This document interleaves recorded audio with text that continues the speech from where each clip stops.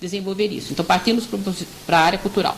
Então, nós levamos esse projeto alinhavado. Essa ideia partiu exatamente desse grupo pequeno, que era eu, Osmar, Ayrton, Túlio, o próprio BSL, que entrou no contexto, não como prefeito, mas como historiador da cidade, Silvia Mentelópolis, que não mora mais aqui, foi embora para Minas, que era a nossa secretária, vamos dizer assim, ela que fazia todas as atas, todos os arquivos. Nós se reuníamos religiosamente toda semana, não é? E esse grupo foi o quê? Foi afunilando exatamente por isso, porque despendia trabalho, despendia tempo para pesquisa, para montar papelada, porque toda a parte burocrática é muito difícil, é muito complexa, né? Até o momento em que nós tínhamos que inaugurar esse museu, ele tinha que sair do papel, alguma coisa tinha que acontecer. Então, como que nós inauguramos o Museu de Antropologia? Foi resgatando o histórico da cidade através do Museu de Rua. O Museu de Rua fez com que nós levantássemos o patrimônio histórico, arquitetônico e social, de comportamento social, do jacariense, para fecharmos com a preservação e conservação do prédio do Solar Gomes Leitão. Qual que era o nosso objetivo da época, inclusive no meu, que na época eu já era responsável pelo CPDOC, eu e Osmar, nós dois fazíamos dobradinhas. Era exatamente isso, mostrar que o museu em si, ou seja, ele não precisa inclusive de um edifício fixo, ele pode ser uma coisa inclusive itinerante. Você pode fazer com que ele circulasse. Nós colocamos o museu na rua, já que nós não tínhamos espaço dentro do próprio prédio, porque ele estava num processo de trabalho, de estudo, de restauro, de desculpinização, não podia botar objeto pesado, uma série de coisas não poderia acontecer dentro do museu. Então, nós resgatamos diante disso. Paralelo a isso, porque foram 6 anos de administrações BSL, foi se discutindo como manter esse museu que não dependesse da prefeitura. Que a preocupação era essa, vem um novo prefeito, derruba o museu, ou coloca lá como Secretaria da Saúde. O prédio estava lá, ou seja, mas ele perdia a sua função enquanto museu. Não é? Então foi criada a Fundação Cultural de Jacareí, que na época convidamos pessoas que inclusive não eram da cidade, nem todas elas, inclusive Paulo Camilo Florençano, de Taubaté, etc., como presidente dessa fundação, exatamente porque nós sabíamos, pela nossa experiência, que essa fundação só ia funcionar se nós tivéssemos pessoas que realmente conseguissem resgatar financeiramente o interesse de outras pessoas do outro vale, porque existe uma elitização, né, a nível cultural. Quem trabalha com a cultura percebe isso. E que você tem que manter determinadas ligações para que a coisa flui de uma forma positiva. Depois que ela fluiu, cresceu, daí sim, você pode realmente ampliar, deixar novos espaços, trazer novas pessoas, que sem dúvida nenhuma vão enriquecer muito e já tem esse capital para isso. Só que no momento você precisa de tempo, de agilidade, a coisa tem que ser rápida. Então, você tem que procurar as pessoas certas. Então, essa fundação, a primeiro momento, tinha pessoas de outras cidades, mas que faziam parte dessa elite cultural desse Vale do Paraíba, já que o museu não era só de Jacareí, era Museu de Antropologia do Vale do Paraíba. Então, nós estávamos cobertos por esse teto antropológico, que não é, a antropologia já é assim, né? Ela já cobre outras ciências, dentro também do nosso prédio e da nossa proposta enquanto museu. É o Museu de Antropologia do Vale do Paraíba, então ele não é só de Jacareí, é de Jacareí, de São José, de Taubaté, de Caçapava, vai embora. Não é? Então, se as outras cidades têm o seu próprio museu, não resta a menor dúvida que nós devemos transferir as nossas peças, os nossos objetos, para esses museus específicos e deixar só a dinâmica cultural para a antropologia. Mas se não tem, ele fica guardando devidamente, adequadamente, enquanto alguma coisa acontece nas outras cidades para resgatar esses documentos, essas peças, etc. Então, a ideia era essa. Aí o quê? Foi um novo estudo paralelo ao funcionamento do museu. Montarmos a fundação. Daí entra do quê? Entrou o jurídico da prefeitura, entrou o planejamento para ajudar, montarmos essa fundação. Você se lembra se nessa fase de documentação, se vocês pensaram e realmente realizaram registros em cartório dessa documentação? Foi registrado. Inclusive nós tínhamos até uma conta no banco, acho que era da nossa caixa.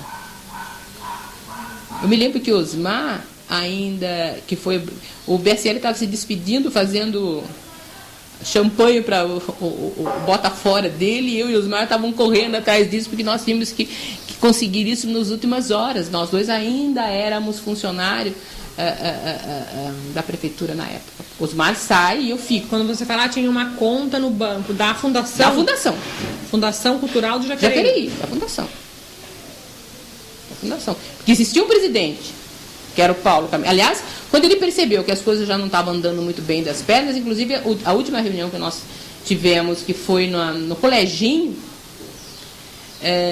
ele nem apresentou todo o trabalho dele, porque ele viu que as coisas não estavam indo muito bem. Né? Ele percebeu que estava alguma fragilidade nessa fundação.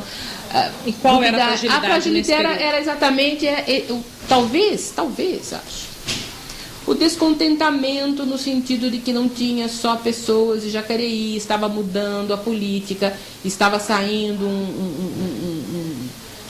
um partido político, estava entrando outro, essa ideia limitada de que saúde, educação, aliás, nada tem uma limitação. Então, por exemplo, a educação vai muito bem porque você está na direção. Então, entro eu, só porque eu não sou loira e de olho azul, né? Então, de repente, a regra do jogo vai mudar. E não é verdade. Né? A comunidade continua sendo a mesma, as necessidades continuam sendo as mesmas, os objetivos de acertar continuam sendo os mesmos. Então, o que deveria um governo se preocupar? Em resgatar tudo aquilo que foi positivo, eliminar aquilo que foi negativo, né, e dar uma continuidade mais complexa, mais rica, para que essa população, né, seja mais beneficiada daquilo que já está pagando. Porque o museu também é um prédio público. Ele é gerido, ele também é administrado por dinheiro do povo. Então deve ser respeitado, como qualquer outra coisa, como a saúde, né, como a Prolar, sei lá, né? Como a própria educação, como o processo cultural, etc. É um conjunto que faz com que o homem seja por inteiro, senão ele é bipartido. Né? Não tem razão de ser, ele é fracionado. E o ser humano a gente não fraciona. Né? Então, nessa época, estava mudando o sistema político do país, de um modo geral. E aqui também estava se fragilizando, você disse que estava sem sendo dúvida. observado. Então a fundação não tinha segurado esse fortalecimento. A fundação não. Porque não deu chance. Quando ela foi oficializada enquanto fundação, que ela iria realmente começar a agir, nós estávamos no fim de um mandato, no começo do outro. E tem muito outros interesses em jogo do que um trabalho cultural que foi feito sem nenhum tipo de ambição. O grupo que lá atrás começou não tinha nenhum interesse político em cima disso, tinha interesse de um núcleo cultural que funcionasse e que devolvesse à população um espelho daquilo da onde ela nasceu. E a legislação não foi suficiente para assegurar isso? Não foi. A legislação, vamos lá. A legislação do quê? A documentação sobre a fundação, isso você quer dizer? O documento que fez a legislação na qual foi calcada a fundação. Porque a fundação, eu percebo a preocupação de todos que narram, a preocupação de que o museu não tomasse outros rumos, senão aquele ao qual ele tinha sido planejado. Né? Esse era o objetivo. Não é? Então foi pensada uma fundação para isso. Essa fundação a legislação que rege essa fundação não foi suficiente para assegurar isso, de que esse museu não tomasse outros rumos? Porque depois, no decorrer dos anos, você acompanhou o andamento do museu? Não. No momento em que eu fui demitida, inclusive o Telmo deixou bem claro qual era a minha posição, né? Como foi esse processo? O processo foi assim. Vocês estavam bem trabalhando com o BSL, com o prefeito BSL, porque fazia parte do programa dele e de vocês. O desenvolvimento desse projeto. Da equipe. Da equipe toda, a última que ficou fui eu. Como foi o processo que desencadeou? Muito bem. Então vamos lá. O museu em si, ele, como falei para você, ele tinha mudado o eixo cultural, os interesses para Jacareí, né? Então os olhos do fundo do vale, vamos dizer assim, estavam voltados para nós, né? Uma das pessoas que nos deu um grande apoio foi o nosso bruxo que faleceu esse ano, que foi o Zé Luiz Pazin, e outras, Tereza, Tom, enfim, o grupo de pessoas, porque eu ainda brinco até hoje, nas minhas aulas de História do Vale, eu falava sempre assim, o Vale do Paraíba ainda são pessoas, né? Até há uns anos atrás. Por exemplo, Tom e Tereza comanda o Guará, né? Nelson Peciota comanda a Lorena, né? Pazin comandava Guaratinguetá junto com Roseira e ele acabava sendo a autoridade máxima. Então tem as pessoas eixos em cada cidade. Por exemplo, em Jacareí, quem se destaca, quer queira, quer não, é o BSL, era o Jobanito, em alguns momentos, enquanto romancista literária, a Ludmila Muxagata, algumas pessoas que se entendiam a arte e assim por diante, né? Quer dizer que a gente tinha as pessoas chaves para apurar. Brincava que São José era anônimo, não tinha ninguém. E assim por diante, né? Então, nós sabíamos disso. E isso também acaba sendo verdadeiro a nível de processo cultural. Quando nós fomos montar essa fundação, a gente tenta procurar exatamente essas pessoas para que eles possam nos dar apoio e a coisa funcionou muito bem. Entra uma nova política. Eu não era uma funcionária de... Como é que vocês chamam? Me ajuda? Eu não era comissionada a nada. Eu não era um cargo de confiança. Eu já vinha como funcionária pública de outras administrações. Né? Eu já era professora municipal da prefeitura. Né? Eu só fui deslocada da minha área da educação para a área de museologia, porque eu, por acaso dos acasos, fazia parte desse grupo que levou essa ideia junto à administração.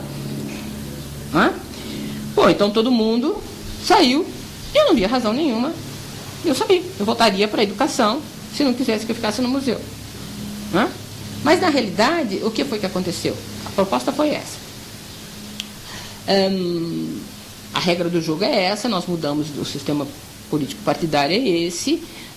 Tem que seguir determinados esquemas, né, para que a coisa funcionasse. E eu descobri que para que o museu funcionasse e andasse pelas suas próprias pernas, inclusive junto da fundação, eu passei a ser um empecilho, porque eu representava uma política a nível de país que tinha caído, né?